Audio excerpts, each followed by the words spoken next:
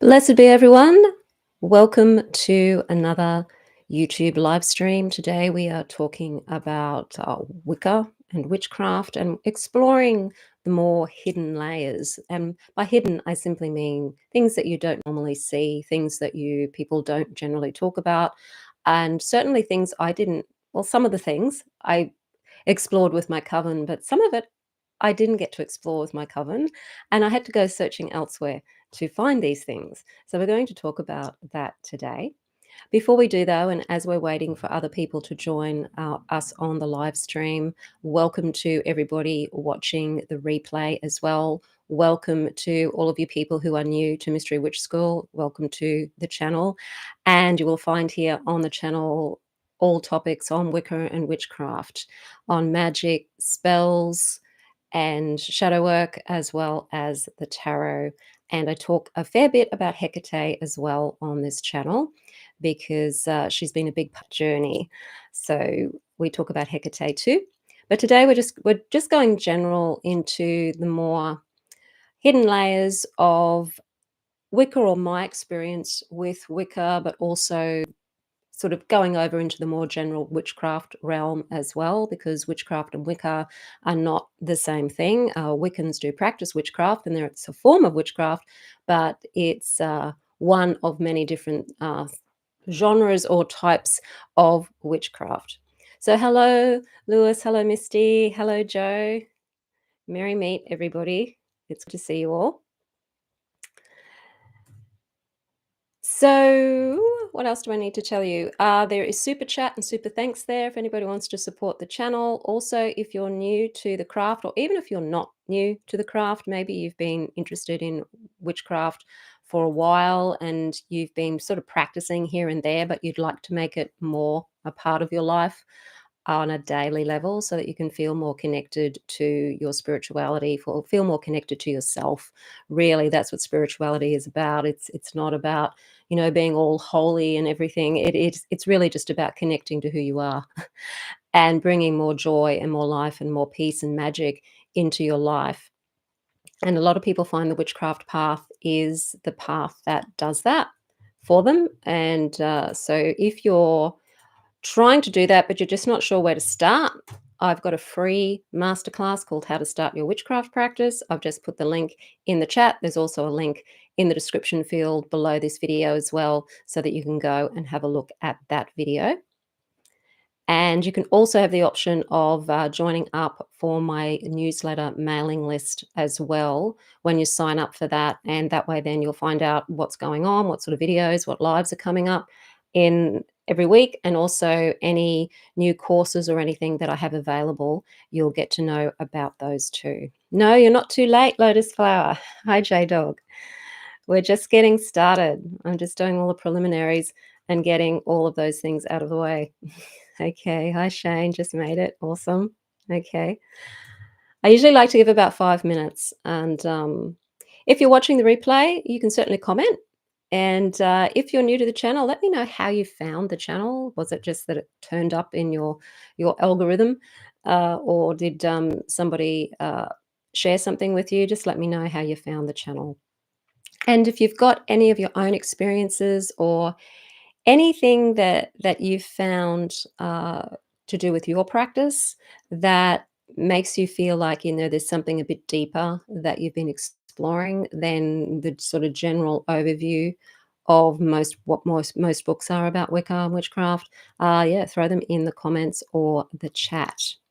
I also have a book called Crafting Your Wiccan Path. There's a link to that as well from Amazon in the description field below the video too.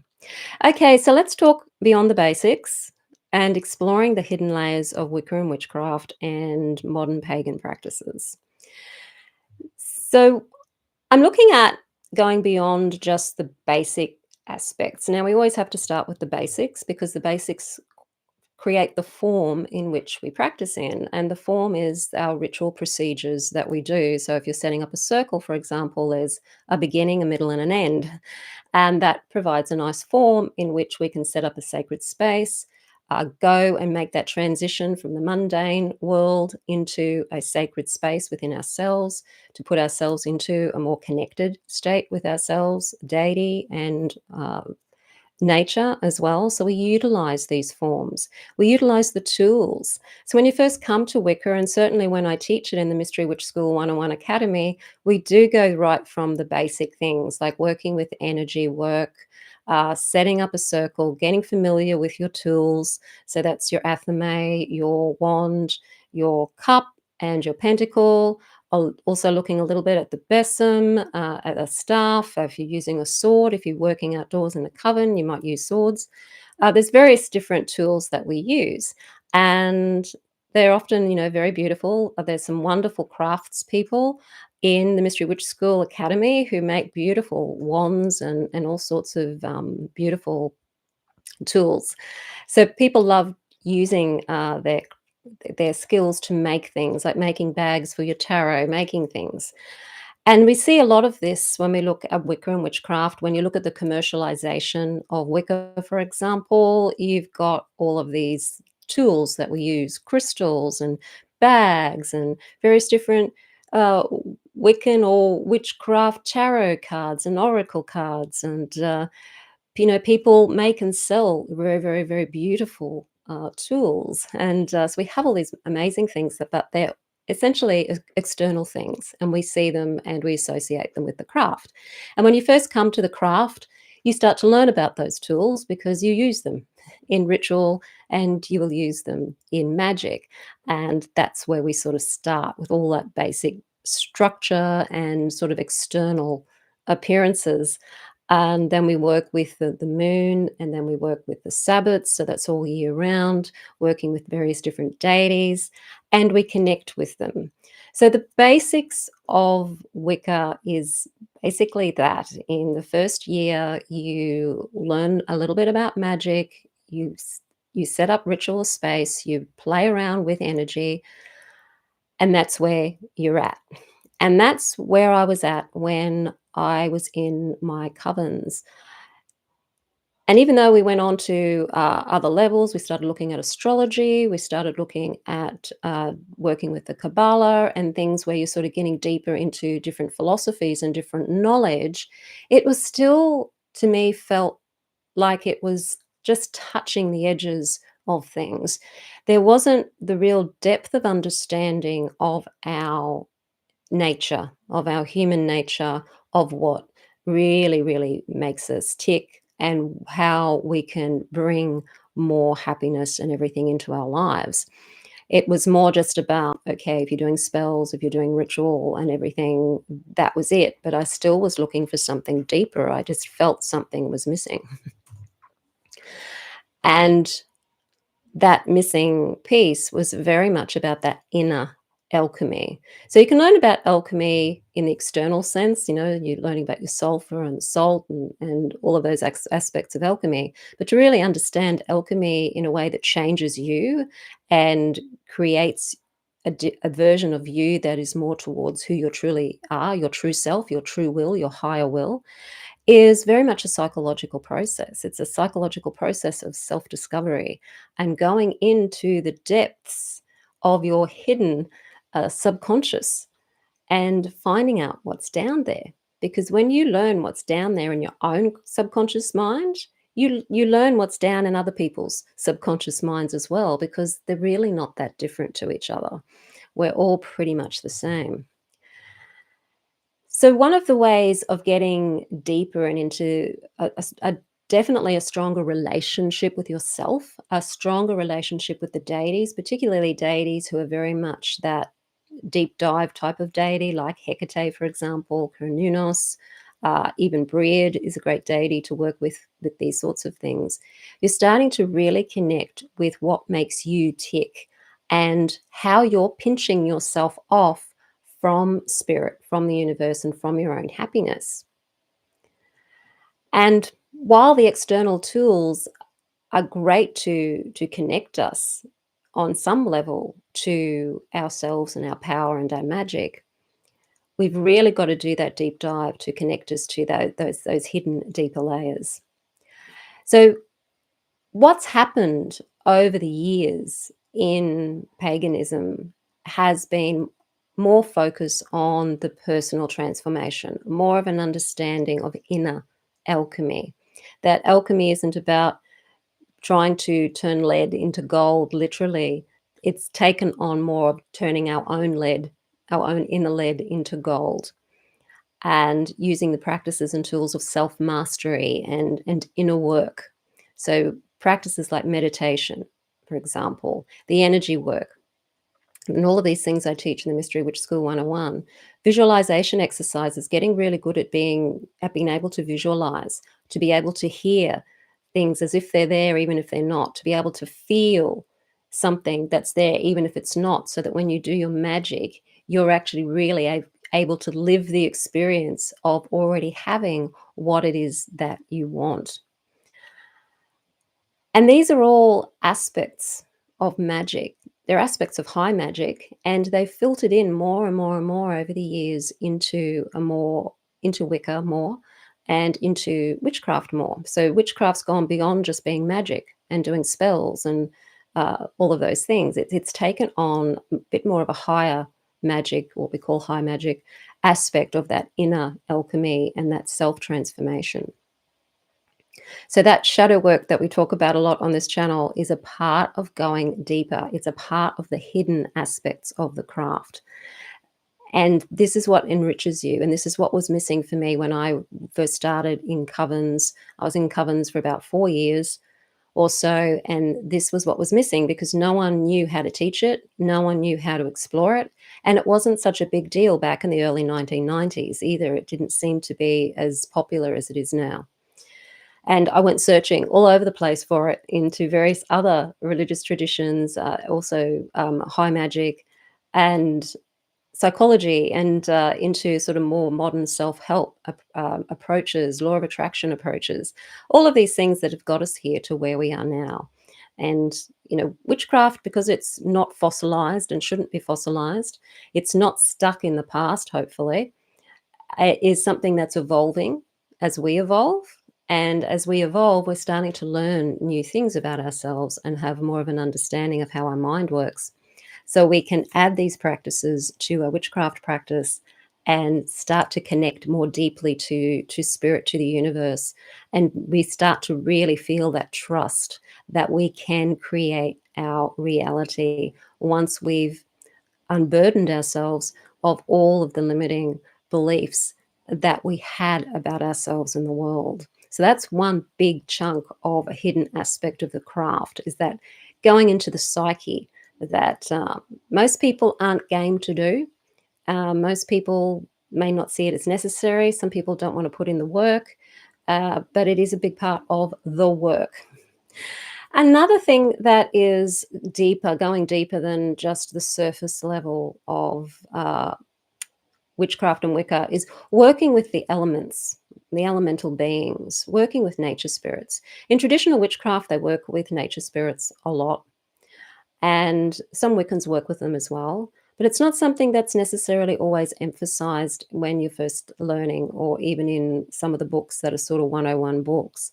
But working with the elements, working with nature, those elemental beings that sort of make up nature, is a part of connecting to nature.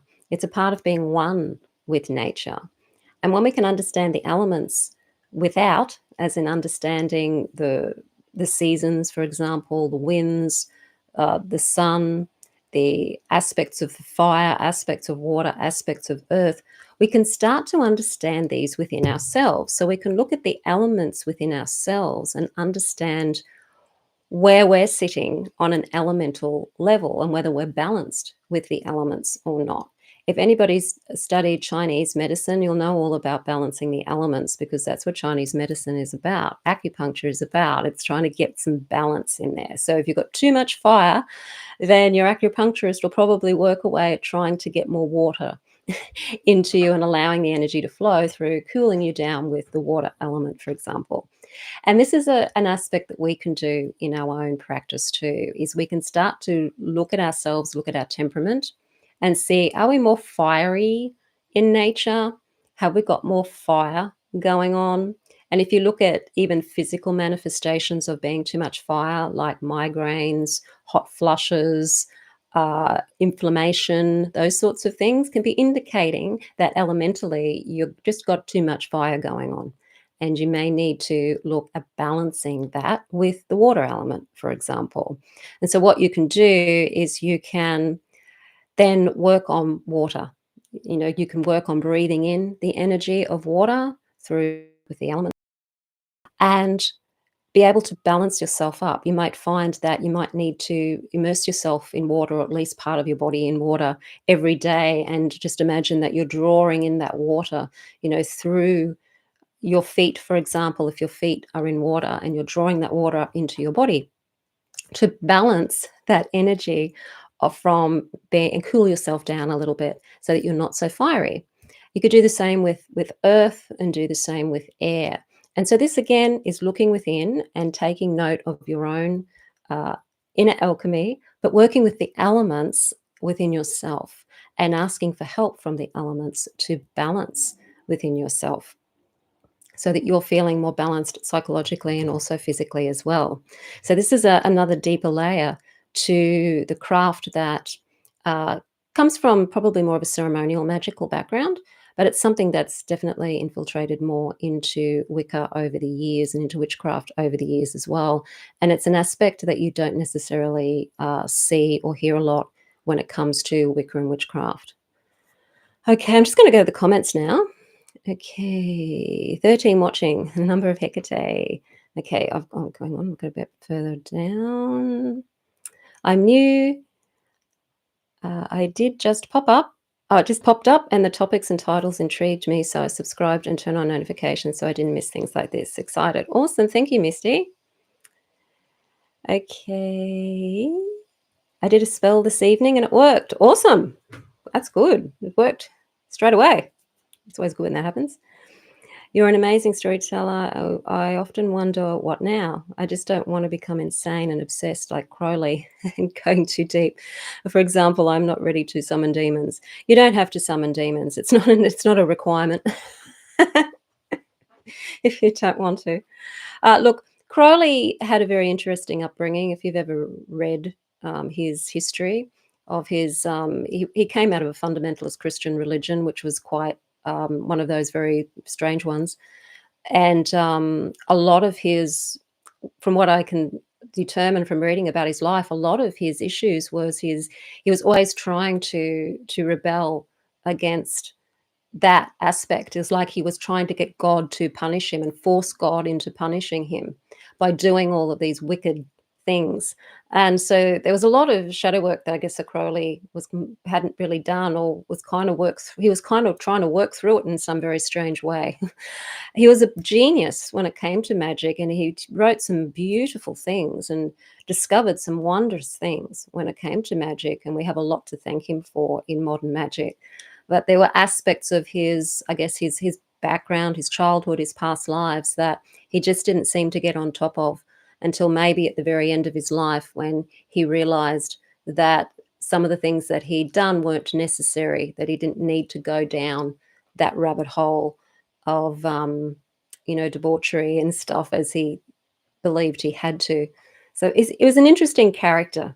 But the shadow work, if you're doing your shadow work and you really are working on connecting to spirit in a way that brings you peace, love, and joy, and looking at those aspects of yourself, of the ego that do put you into negative feelings, into negative states, and do the shadow work, then hopefully you won't go down the road of Crowley. He was incredibly narcissistic as well. Again, that probably came out of his upbringing, and maybe to some extent it was also inherited, because his family environment was not conducive to optimum mental health, I think.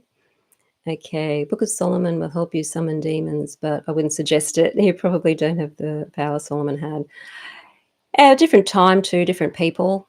And it's not the complete thing either. It's sort of remnants of all of these things. Not sure I ever will, yet I hope to become strong and more powerful in witchcraft. You don't have to summon demons to be powerful. You really don't. It is not necessary.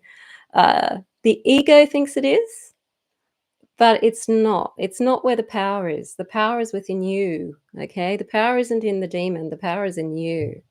And when you go into more of an inner alchemy approach to magic, where you go into your own who am I, you step into that version of you that you know yourself to be, uh, and you do the work of shadow work, then you become that powerful person and you don't need all of those other things that a lot of all those traps that people often fall into. You can with white magic. Yeah. Yeah, absolutely can. You absolutely can. And just because, white magic is portrayed, and this I think is, and again, another thing that Hollywood and various other sort of media sort of portray white magic's all, butterflies and unicorns and, it's all this lovely wafty stuff. It always seems to be that it lacks something when it's portrayed that way, and then you sort of see the darker stuff as being where the power is, and your power is in the shadow. Don't get me wrong, it is in that hidden part of yourself, but the power isn't in the damaging aspects of your shadow. The power is when you bring the shadow into the light in a way that is utilizing your strength in positive ways. That's the transformation. And that's how the power of the shadow works for you. It doesn't work for you when you're being nasty and things like that, because that's still being really in the shadow. It works when you realize why you want to be nasty and work with, what is affecting you, why you're reacting that way.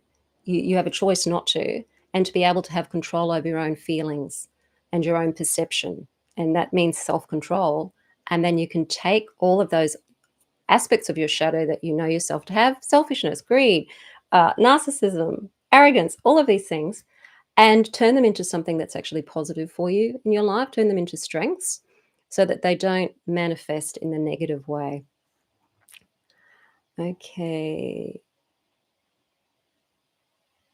Okay. Okay, so you're talking to J-Dog there? Yeah.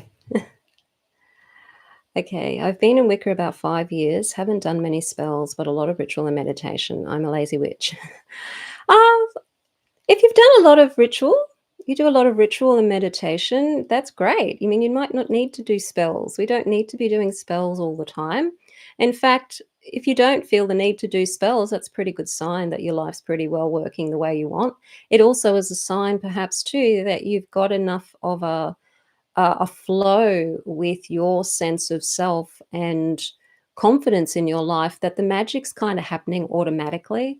You're attracting things and bringing things to you that is helpful to you because your psyche is helpful to you. So you're not bringing in more of the negative stuff because that's not what you're focusing on. And that's another magical tip, that if you what you focus on happens. So if you're focusing on all the crap that's happening in your life, then you're going to bring more crap into your life because that's where your focus is. That's where the attention is. If you try to move your attention away from the crap, and this is really hard to do when the crap's really crapping.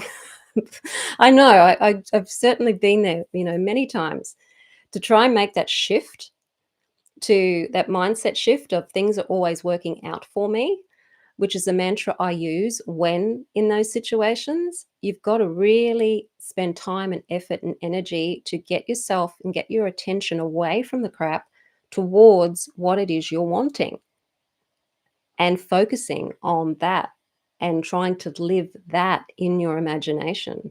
And that's not an easy thing to do, but it is the key to escaping the crap. And that's a magic. That is magic. That's inner magic. That's inner alchemy. And it is very much what changes our lives and brings more of the magic, all the wonderful things into our lives. And that's what magic is about. It's about changing ourselves. It's not about changing the world outside of ourselves. It's about changing ourselves. Because when we change ourselves, the world outside of us starts to change too. And that is the magic. But it's not the magic that's portrayed, of course, in the mainstream and in the media and television and the fairy tales and all those sorts of things. In myths, it kind of is, because the stories there are metaphorical about self-change. But they're not there, you know, in a lot of the modern day things. So if you're working with the elements within yourself, to balance yourself is another way that we were talking about. Okay, I'll just go and see if there's any more.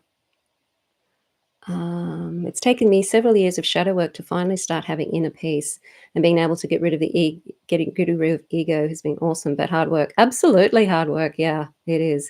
And it's ongoing. You know, the ego pops up when you least expect it to. And sometimes it kind of sneaks up until, you know, all of a sudden you're sort of faced with something.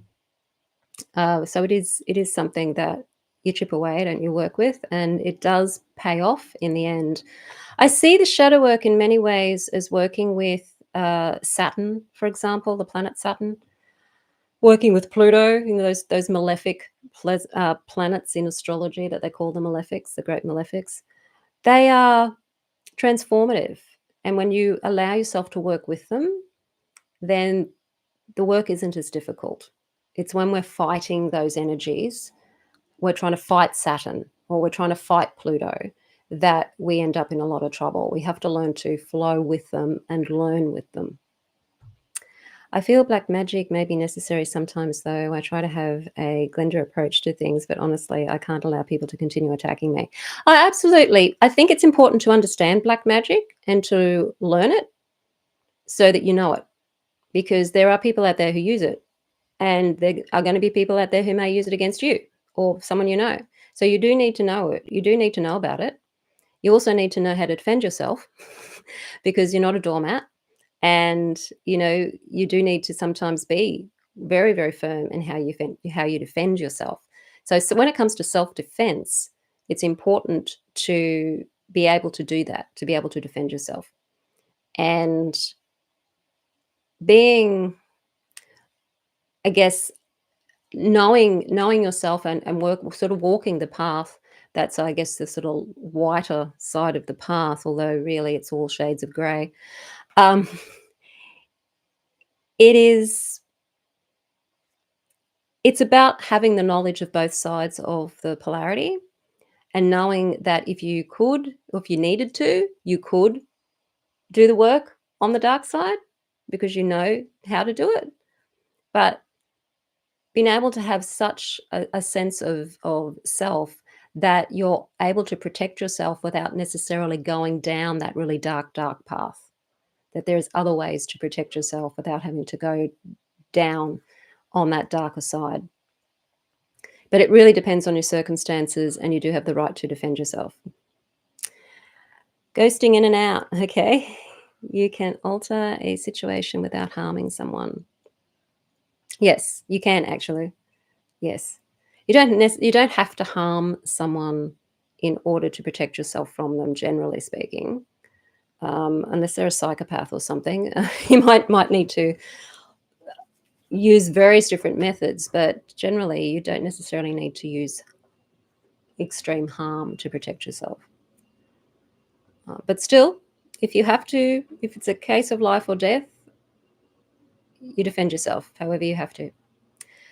Okay, mirror magic works well. Yes, that does work well too, just sending it back, what they're giving you, which is kind of what the universe does eventually anyway. What you put out comes back. Okay, let's keep going.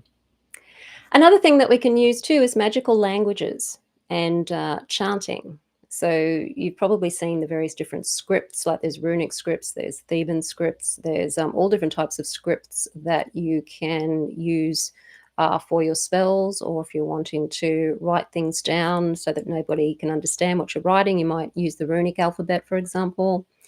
You can also put these in forms of a chant too. So if you're wanting to do a chant, you can either do it in English, or you can give it more of a something that means something to you on a more symbolic level by creating seed syllables in the same way that mantra is used in other cultures when it comes to ritual and magic.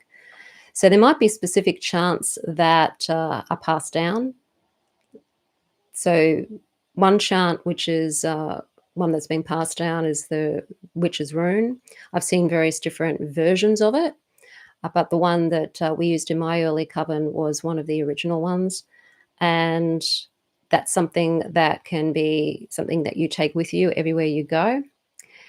Or you can create personal chants as well. If you're creating a chant that isn't actually in English, the way that you would do that is similar to how you would construct a sigil.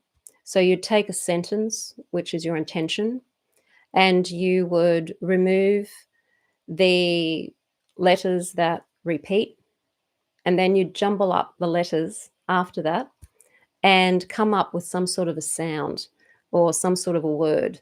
It might make necessarily make any sense, but when you look at working with it as a language, you could fine tune it so that when you do it in a mantra, you feel that it has power for you because you've constructed it out of a sentence. So, for example, I did one when I was used to be working for a telecommunications company. I had one that was "I stand in my power," and so that's the sentence, "I stand in my power," and I created a sigil from that. But the mantra that I created was "Istapai me mondre," and you might think, well, how do you get Istape my mondre from that? I can't even pronounce it. I haven't used it for such a long time. But it was by jumbling up the remaining letters and the vowels and coming up with that. And it was something that was easy to chant because it had a rhythm. I could put it in a rhythm, and I used that as my magical mantra. So you can start to do these things when you get more familiar with magic and you start to understand the power of vibration of speech. Our words are our wand, as Florence Scovel Shinn said. Our words are powerful, they have meaning, they also have vibration. And when you start creating chants and affirmations, even are magical chants, you can learn to work with those and start working on that deeper level. Working with your ancestors and cultural magic practices too. So exploring your cultural heritage or the heritage of your ethnicity is something that you may find interesting because that's your ancestry. And looking at the history there, even if you don't live in that country anymore that your ancestors came from, or those countries that your ancestors came from, you can still connect with those cultures and the history of those cultures, and maybe research some of the magic of those cultures just to see how you work with that and even incorporate some of that into your magic. But even if you're living in a country that you're relatively new to, so maybe you haven't like your first generation wherever you are, or your parents moved to where you are and they were from a totally different country or culture, you can still start to explore some of the traditions and that around the history of the place that you're at. And one of the best ways to explore the history of where you're at is actually to go out into nature and ask for guidance from the nature spirits and from the spirits of the land. Because the spirits of the land are more than willing, if they know that you're respecting them and that you really want to learn from them, are more than willing to help connect with you, to help you understand how to work with the land that you're actually living in. So you can have that connection to your ancestors, but you can also have a connection to the land that you're living in as well, so that you still feel like you're a part of that land, that you belong to that land, and that the land accepts you. And that's a very, very powerful thing that I have not had anyone ever teach me to do.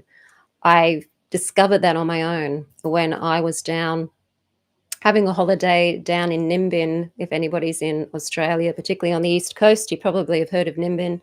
It's a very sort of a famous little hippie country town, and it is just got so much energy when it comes. It's on ley line.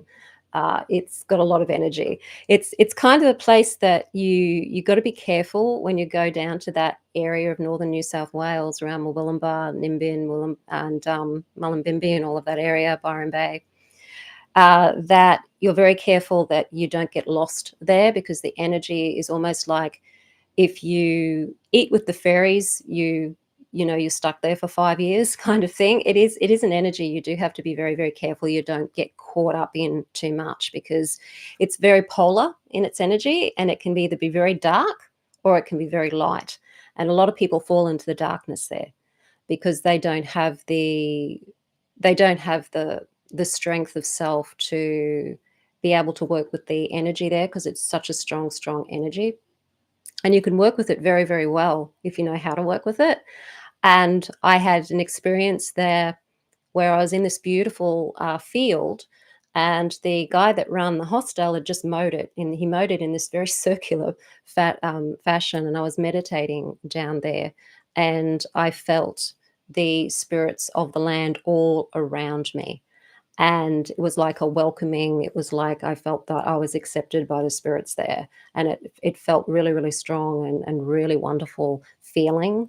And when I looked down, I saw there were two sticks there that could be used as clapping sticks, and I hadn't seen them when I sat down. I'm sure they weren't there, but they were there when I looked down after I'd felt this energy. So it was like the land had given me a gift as well of these two sticks. So this is another way that you start to go deeper. The more that you're practicing connection with the land, the elements, yourself, your psyche, or you're working with the spirits of the land, the more you'll realize that when you go to the land with respect, and you're doing meditation or you're doing ritual, that all of the spirits will start to come out and watch, and they want to connect with you.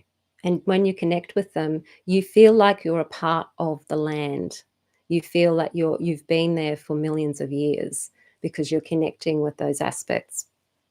So it's pretty powerful.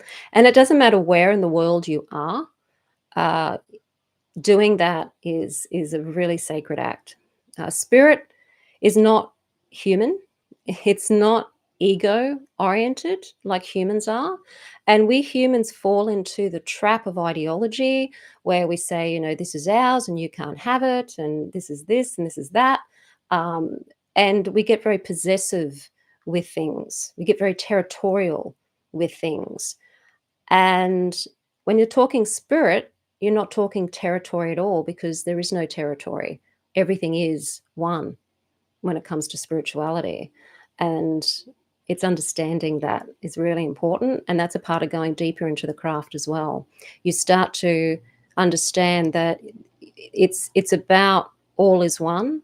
There is no segregation.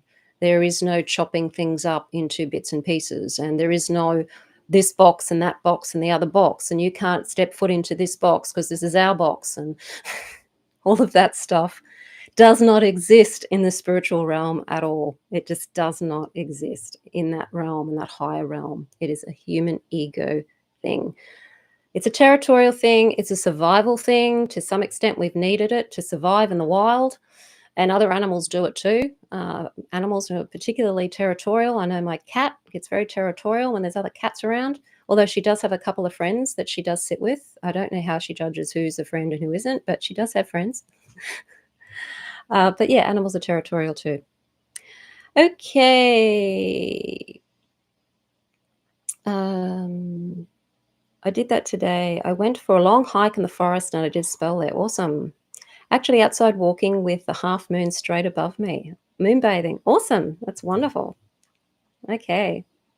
And then another thing that's going deeper too is starting to connect more with the astrology and the planetary hours. So taking more of a notice of the moon, the lunar phases, like as the moon goes through the different signs every month. So it spends about 2.5 days, sometimes a little bit longer, in a particular astrological sign. And so it'll go through all of them every month, every month. And how does that feel? How do your emotions, or the way that you feel on that lunar energy, which is the home and emotions, how does that move every time the moon is moving in a sign? Like, do you feel different? How do you feel when the moon is in Gemini to when the moon is in Pisces? How is that different? So you can start to learn about how the astrology is affecting you as well, and learning more about astrology, which is going deeper into the craft too. And if you are doing magic, you might want to explore the planetary hours as well. So if you're going to be doing a spell for money, how do you want to work it? You know, Venus is a good energy to work with for money. It's like an attractive energy. So maybe you might want to work on a Friday, which is a day of Venus, but you're wanting to expand that. So maybe you'll go for the hour of Jupiter. So you can start to play with these things that are just refining the magic just that little bit more and refining your knowledge and your skills just that little bit more. So rather than just working with the moon, waxing and full and waning and all of that for your spells, you could start to incorporate the planetary hours into your magic too and see, does that make a difference? Uh, and if so, how does it make a difference? A lot of people do rely very heavily on the planetary hours, particularly in ceremonial magic. They will always be waiting for a particular day and the particular hour of a particular planet to do to do their magic. It's not something that is as common. It's in witchcraft. It's common now because it's sort of infiltrated in from ceremonial magic, but it's not necessarily something that was more traditional. But still a deeper way that you can go into working with things. Let's see. Okay, what have we got here? I need to leave. I can't deal with certain subscriber. Oh, okay. Oh, okay. Okay, Joe. Merry meet. Hi, Andrew. You just turned up. um, really into the energy of cyclical living right now. Took me a while to find the path that felt comfortable, but the celestial witchcraft seems to feel right. Awesome. And you'll find too that there's different aspects of the craft that will appeal to you over other aspects of the craft. You may find that divination is something that really floats your boat. Maybe you're not so into magic. You might be more interested in those things. You might prefer ritual and meditation to doing spells, for example. Or you may be somebody who just loves doing magic all the time and you love to do little spells here and there and or big spells here and there because you enjoy the magic. You enjoy working with the magic. So it really just depends on what you're attracted to as to how deep you'll go with any of the different aspects of the craft. Okay, so yeah, just it's very easy sometimes to misunderstand each other when you're just texting. So um yeah,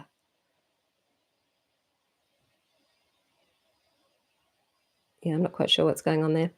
Okay, let's see. So looking a little bit at the history, if you're looking at traditional witchcraft, especially in the coven settings, particularly back in the day, of Gerald Gardner, Alexander's, all of that, Cochrane, all of those people, they were very, very structured rituals, very, very structured processes. We had that in my coven as well, particularly the first one, not so much the second one. We were a little bit more flexible in the second one. And you can get a lot of structure. There's certain ways they do the initiations, there's certain ways that they teach, and there's certain teachings. And often these things can become fossilized and people can get stuck in them. And that, I guess, is one of the danger of traditions is that they can fossilize and get stuck when really spirituality needs to flow. And there's nothing wrong with tradition. A tradition can give you a framework again to work within, it can give you a structure to work within, and that's a good thing to have a structure to work within. But there's also, it's like a double-edged sword. There's positive aspects to it, and there's also negative aspects to it as well.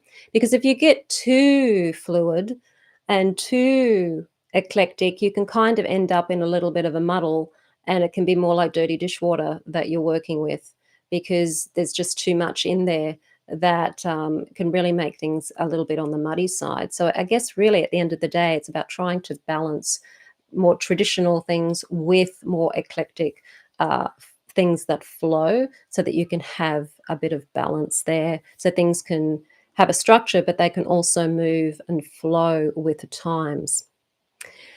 There's a lot of emphasis these days on more personal spirituality too. and that's great. I think there needs to be a balance there between personal spirituality and group ritual as well. Obviously, when you get a group of people, you've got to have more structure.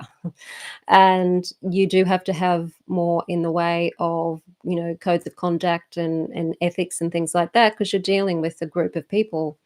Whereas when you're doing things on a personal level, it's really up to you what you do. So again, it's having a bit of balance there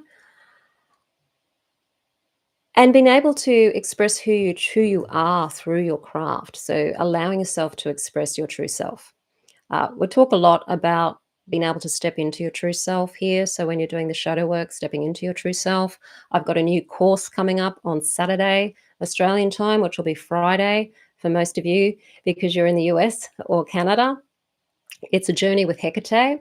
Awaken your true self. And that is journeying with Hecate to step into who you truly are. So trying to get rid of all of the I guess you could say the chains and the things that are around you, stopping you from being able to burst out into being who you truly are and stepping into who you are. And this is again the hidden layers of the craft. It's the shadow work aspects of the craft. So I will let you know when that comes out. If you're already on my email list, I will let you know. But it's coming out on Saturday, and there will be links in all of the videos that come after Thursday that will have the link to where you can go to have a look at that course as well on YouTube and also on my website under the courses tab. So that's a journey with Hecate. Okay, what have we got? Solitary practitioner meeting with fellow coven mates. Yes, yes.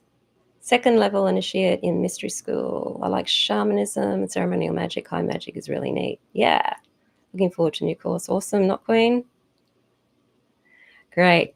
Yes. So that is about going deeper into stepping into your magical self, because your true self, your real self, the one that isn't hiding because of all of the fears, the shame, and all of the guilt and all of those things that we end up putting around ourselves because of our culture and our families and our schooling and all of those things is your witch self. It is your magical self. It is who you truly are. And that's the being you're creating with. That is the you that you've come here to create and to escape the rat race through that person. So it's giving yourself the ability to be able to step into that part of yourself without the fear of the repercussions of doing so, because there's a lot of fear involved in stepping into our power, and you don't realize that until you actually start trying to step into it for real, and then you start to get all of this resistance that comes up from the program that's telling us we can't be powerful people. And this is a program that comes from the elite of the elite, culturally, from thousands of years, because if we all stepped into our true power, the planet would be a very, very different planet. The world would be a very, very different place. Our human way of doing things would be very, very, very different. We wouldn't be experiencing the tumultuous things that we experience throughout history and today if we were all in our true nature and who we truly are. So that's coming up. And for those of you who just want to learn witchcraft and Wicca, you're wanting to just set up a witchcraft practice, you're wanting to set up that spiritual connection between yourself, nature, and deity, the Mystery Witch School 101 Academy is there. It's always going, it's evergreen, and you can join at any time. And that actually teaches you all of the skills you need as a witch. I've got the link there in the chat. There's also a link in the description field below this video and on my website, mysterywitchschool.com.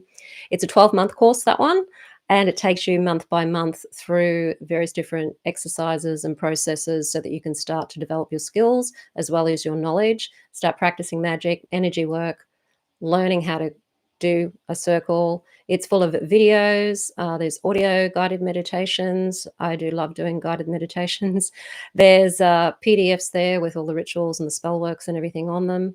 And that's the same with all of my courses. I do use video, and I also use a lot of guided meditation in my courses too, because it's about connecting to the subconscious mind, and the guided meditations really help you connect to the subconscious mind and take you on that journey into the astral realms where you can start to meet the deities, or where you can start to meet yourself as well and tune in more to your intuition. So that's why I use the guided meditations.